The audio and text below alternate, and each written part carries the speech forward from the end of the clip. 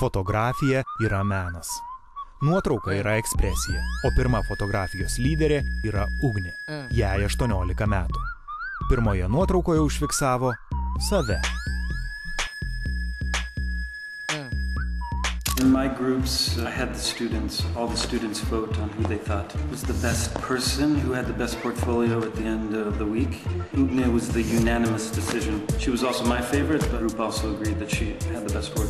She did a project where she learned a lot. It'll really help her when she continues to photograph. What I really liked about her project was the simplicity of it. She set up a few nice situations. What did she learn? I don't know. You kind of have to ask her that, maybe. I don't know.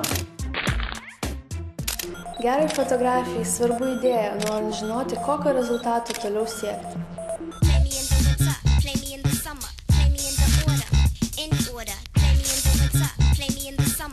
Turi sumodeliuoti idėją mintise, kad įgyvendindamas ją eitum teisingų kelių.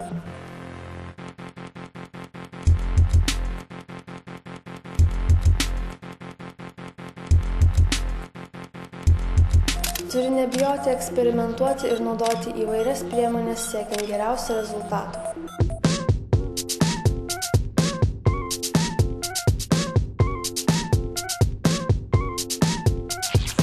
Visada turi įgyvendinti idėją, nes kažkoks rezultatas visada geriau negu nieko.